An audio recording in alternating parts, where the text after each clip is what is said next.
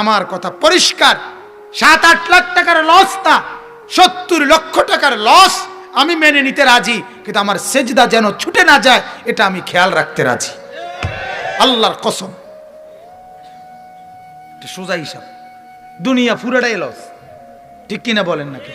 দুনিয়ারে আল্লাহ পুরাটারে কইছে ধোঁকা, কথা কয় না? দুনিয়া পুরাটারে আল্লাহ বলছে তামসা। ওয়ামাল হায়াতুদ দুনিয়া ওয়ামা হাদিহিল হায়াতুদ দুনিয়া ইল্লা লাহবুন ওয়া লাইব। আল্লাহ বলে আমি বানাইছি বান্দা, আমি বলতেছি এটা তামাশা, এটা খেলাধুলা, খেলনা।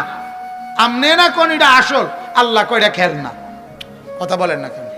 আমি কিছুদিন আগে কোম্পানিগঞ্জ এক ব্যবসায়ী রে, আমার ছোট ছেলেটার বয়স 5 বছর, সাফওয়ান। তো আমি এক পরিচিত ব্যবসায়ী রে কইলাম, সেলিম ভাই আমার একটা ভেকু বুঝেন না, মাটি কাটে যে, আমার একটা ভেকু লাগবো সাফওয়ানের লেগা। হ্যাঁ, আমার ছেলেটার ছোট ছেলেটার লেগা অবশ্যই একটা ভেকু কিনে রাখবেন আমার লাগবে।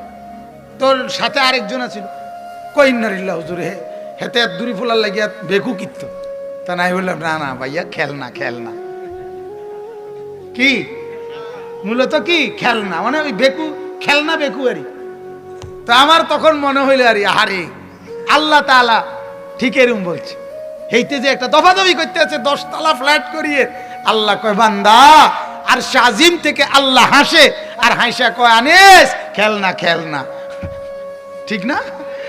তুই না করে কি বিল্ডিং, আল্লাহ কি কয় আনিস এটি খেলনা, এটি ফেলনা, এটি হুদ্দানা, হায় হুদ্দানা থাকতো না তৈরি।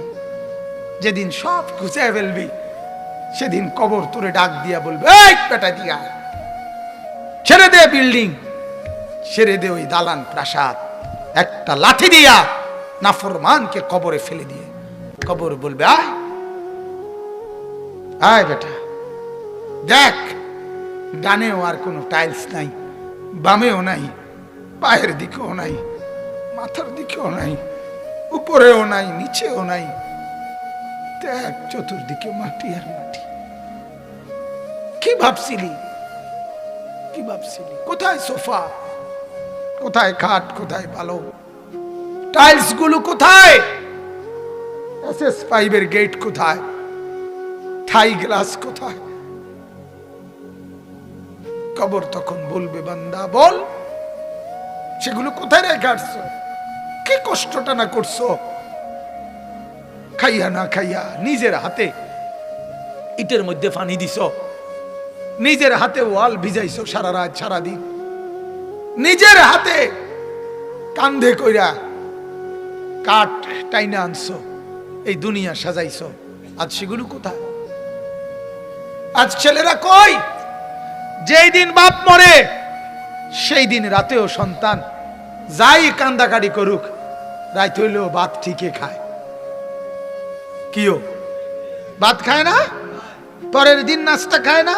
কিরে কান্দস না তুই? না বলে তোর বাপের লাগিয়ে দুঃখিত, ভাত খাস খা। কথা বলেন না?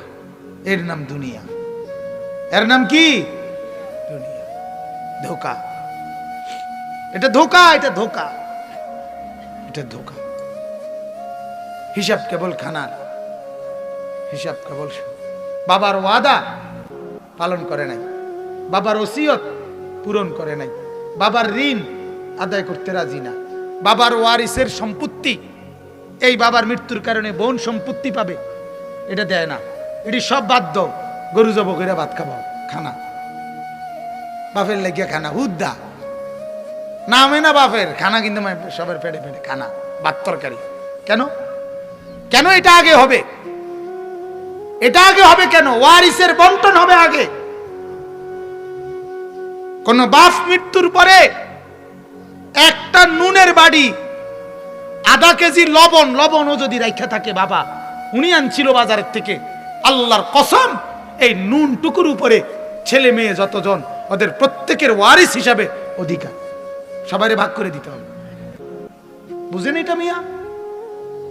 বুঝেন তো না, বাতের থালা বোঝেন।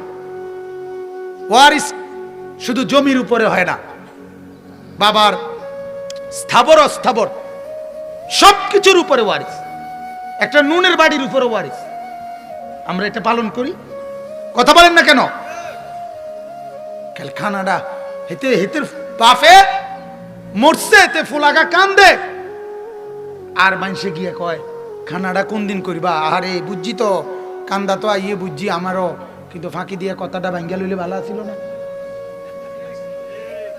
হ্যাঁ, খানাডা কোন দিন করিবা? আরে বুঝছি বুঝছি নামনি ডাকাত, তুই তো বাতে না টোয়াইতে আস, তুই তো মূর্খা না টোয়াস বেটা। 60 দিনের দিন ভাত খাবাই তৈব, 40 দিনের দিন ভাত খাবাই তৈব, কিতা ঘটনা কিতা? ভাতের উপরে এত চাপা চাবি বলেন না মিয়া? হ্যাঁ, এটা এটা এটা আজ যে বেঙ্গল এটা জানাজার মাঠে কইয়া লাও খানাটা কোন দিন করিবা। হ্যাঁ, খানার রূপে কোনো ওষুধ নেই, খানাটাই বড় ওষুধ। ওষুধ খাইলে খাইলাম, না খাইলে নাই, ভাত খাওয়াই লাও। আল্লাহ আমাদেরকে মাফ করে দেন।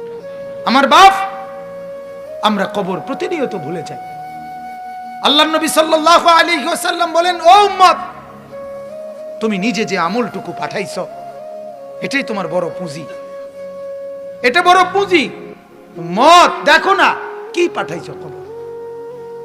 আমি যাওয়ার আগেই তো আমার কবরের বিছনা, কবরের সামানা পাঠানো উচিত, ঠিক কিনা বলেন? আল্লাহ আমাদেরকে বুঝার তৌফিক দান করুক।